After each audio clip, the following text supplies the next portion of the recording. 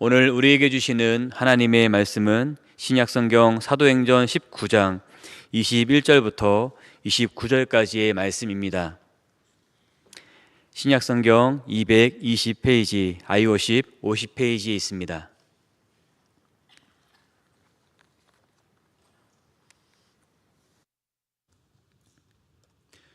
신약성경 사도행전 19장 21절부터 29절까지의 말씀, 이는 살아계신 하나님의 말씀입니다. 함께 봉독하시겠습니다. 이 일이 있은 후에 바울이 마게도냐와 아가야를 거쳐 예루살렘에 가기로 작정하여 이르되 내가 거기 갔다가 후에 로마도 보아야 하리라 하고, 자기를 돕는 사람 중에서 디모데와 에라스도 두 사람을 마게도냐로 보내고 자기는 아시아에 얼마 동안 더 있으니라. 그때쯤 되어 이 도로 말미암아 적지 않은 소동이 있었으니, 즉 데메드리오라 하는 어떤 은장색이 은으로 아데미의 신상 모형을 만들어 직공들에게 적지 않은 벌이를 하게 하더니, 그가 그 직공들과 그러한 영업하는 자들을 모아 이르되 여러분도 알거니와 우리의 풍족한 생활이 이 생업에 있는데, 이 바울이 에베소뿐 아니라 거의 전 아시아를 통하여 수많은 사람을 권유하여 말하되 사람의 손으로 만든 것들은 신이 아니라 하니, 이는 그대들도 보고 들은 것이라. 우리의 이 영업이 천하여질 위험이 있을 뿐 아니라 큰 여신 아데미의 신전도 무시당하게 되고 온 아시아와 천하가 위하는 그의 위엄도 떨어질까 하노라 하더라.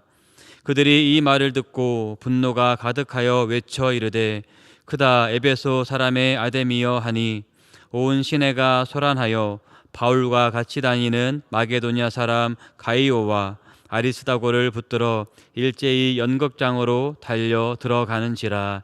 아멘. 우리는 이번 주간 사도행전 19장을 통하여서 바울의 에베소 전도에 대한 말씀을 함께 보고 있습니다. 지난 말씀을 통하여 에베소 지역에 성공적으로 복음이 전해진 사실을 우리는 말씀을 통하여 보았습니다. 이렇게 에베소 지역에 복음을 전한 바울은 이제 앞으로의 전도 계획을 세우게 됩니다. 그 내용이 본문 21절과 22절에 기록이 되어 있습니다. 바울은 2차 전도 여행 당시에 머물렀던 마게도냐와 그리고 아가야 지방을 방문하고 후에 예루살렘으로 갔다가 로마까지 갈 그러한 계획을 세웠습니다. 바울이 예루살렘에 가려고 하는 것은 전도 결과를 보고하고 마게도냐와 아가야 지방에서 모은 헌금을 예루살렘 교회에 전달하기 위해서였습니다. 그리고 또 로마에 가고자 하는 이유는 로마를 유럽 전도의 시작점으로 개척하고 로마 교회의 도움을 받아서 유럽 전도 여행을 떠나고자 함이었습니다. 그래서 22절을 보면 바울은 자신을 돕는 사람 중에서 디모데와 그리고 에라스도 두 사람을 먼저 마게도냐로 보냅니다. 그리고 바울 자신은 얼마 동안 아시아에 더 머물러 있었다는 것을 우리가 알 수 있습니다. 바울이 아시아에 더 머물러 있는 데에는 이유가 있었습니다. 이 에베소에서는 5월에 아데미의 대축제와 그리고 에베소 경기가 열렸기 때문입니다. 이 축제로 인하여서 많은 사람들이 에베소로 몰려왔습니다. 그래서 바울은 그들에게 복음을 전하기 위해서 에베소에 조금 더 머물러 있었던 것입니다.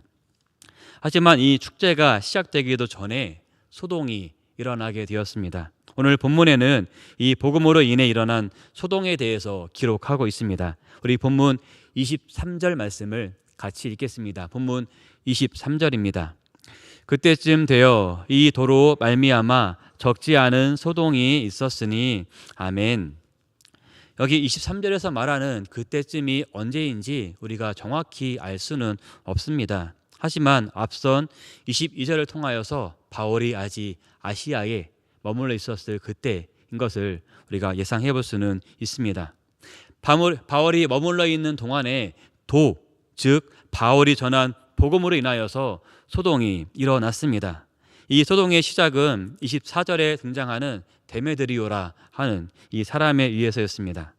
데메드리오는 금이나 은으로 세공하는 일을 하던 사람이었습니다. 이 사람은 아데미 신상의 모형을 만들어서 판매하는 일을 하고 있었습니다. 에베소의 아데미 신은 문화성경 221페이지에 그 신상의 모형이 사진이 나와 있는데 다산을 상징하고 또 신들과 사람들의 어머니로 숭배되어 온 여신입니다. 에베소의 아데미가 조금 특별한 이유가 있었는데 여기에 있는 아데미 신전의 규모가 무려 가로 120m, 세로 60m에 달하는 엄청난 규모를 자랑했기 때문입니다. 아마 아데미 신전 중에 가장 큰 신전이 이 에베소에 있었을 것 같습니다. 그만큼 에베소에 아데미 신상이 미치는 영향력이 컸다는 것을 우리가 알 수 있습니다.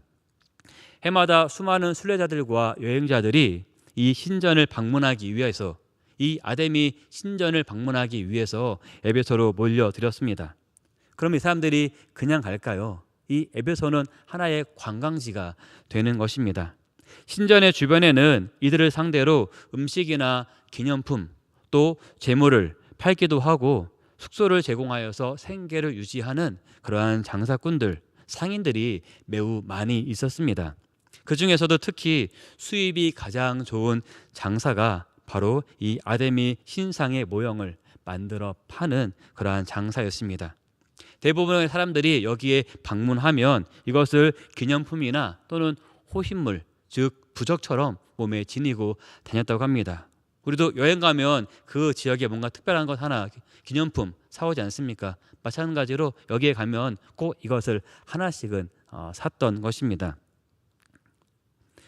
그런데 사도 바울이 복음을 전하면서 에베소 사람들의 우상 숭배를 지적했습니다. 그리고 이로 인하여서 그들의 경제적인 수입에 영향을 받게 되었습니다. 그래서 이 은장색 조합의 우두머리인 데메드리오가 주동이 되어서 소란을 일으켰던 것입니다. 우리는 이 데메드리오와 이 일에 동조한 사람들을 보면서 우상 숭배가 얼마나 허무한 것인지를 우리가 알 수 있습니다. 이것은 신을 올바로 섬기지 않고 수단으로 이용할 때 나타나는 모습입니다.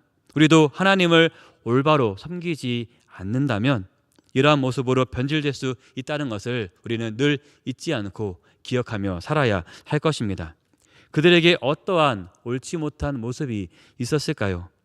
데메드리오 일당은 아데미를 통해 이윤을 추구하는 삶을 살았습니다.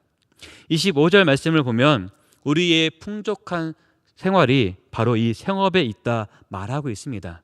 이것은 그냥 하나의 생계 수단이 아니라 그들이 아데미 신을 통하여서 거대한 수입을, 굉장히 많은 수입을 올리고 있었다는 것을 우리에게 보여주는 말씀입니다. 우상 숭배를 통하여서 재물을 얻는 것, 이것은 많은 우상 숭배자들의 공통적인 특징입니다. 신을 올바로 섬기지 못하고 하나의 수단으로 이용한다면 그 신은 돈벌이 수단으로 전락해버릴 수밖에 없음을 우리에게 보여주는 말씀입니다. 또한 데메드리오는 아데미를 이용해서 사람들을 선동했습니다. 우리 본문 27절 말씀을 같이 읽겠습니다. 27절입니다. 우리의 이 영업이 천하여질 위험이 있을 뿐 아니라 큰 여신 아데미의 신전도 무시당하게 되고 온 아시아와 천하가 위하는 그의 위엄도 떨어질까 하노라 하더라. 아멘. 데메드리오는 아데미를 통하여서 지금까지 많은 수익을 올렸습니다. 그리고 이제는 그 수입을 유지하기 위해서 이 아데미를 이용하여 세 가지의 내용으로 사람들을 선동하고 있습니다. 첫째는 아데미가 우상에 불과하다는 이 바울의 전도로 인하여서 자신들의 사업이 신용을 잃게 된다는 것입니다. 둘째는 아데미 신상 모형을 사려는 사람들이 적어지면서 결국 신전의 권위가 무시당하게 될 것이라는 것입니다. 셋째는 온 아시아와 천하가 숭배하고 있는 아데미 여신의 위신이 떨어지게 된다는 것입니다.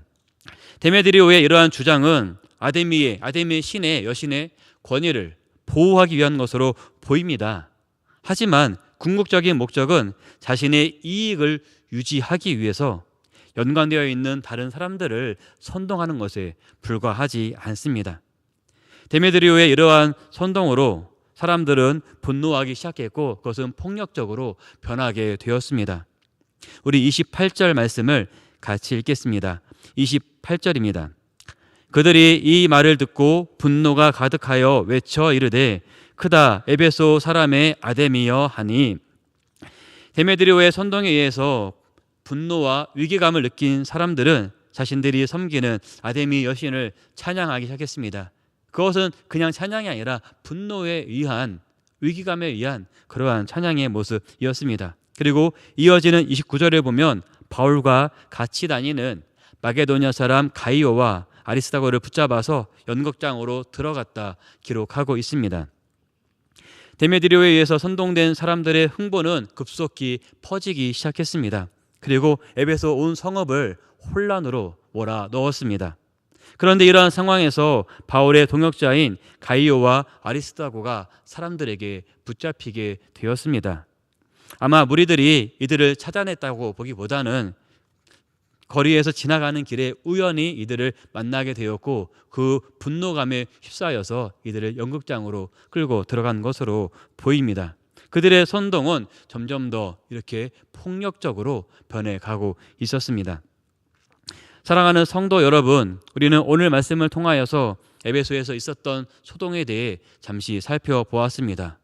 그 소동의 원인은 바로 복음으로 인한 소동이었습니다. 이러한 소동을 당해야 하는 바울과 일행에게는 매우 힘든 일이었을 것입니다. 하지만 다시 생각해 보면 이러한 소동이 일어나는 것은 어쩌면 당연한 것입니다.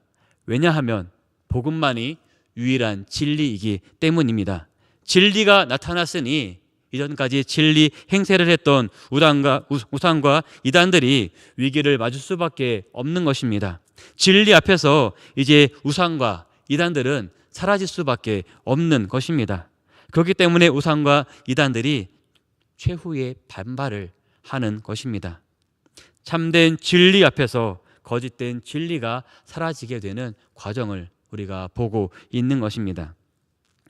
우리의 삶 가운데 복음 전하는 삶을 살 때 우리 또한 이러한 일을 겪게 됩니다.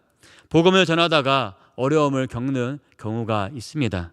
복음을 전하다가 핍박을 받을 때도 있습니다. 하지만 이러한 상황 가운데 있을 때 이것을 잊지 말고 기억하시기를 바랍니다. 내가 전하는 복음은 유일하고 참된 진리이다.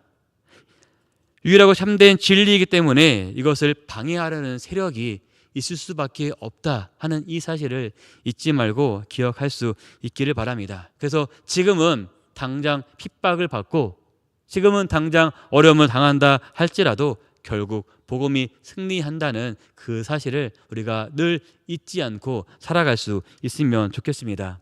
이 사실을 기억하며 오늘 하루도 복음 전하는 삶을 사는 우리 모두의 삶이 되시기를 주님의 이름으로 축복합니다. 찬송가 510장 함께 찬양하겠습니다.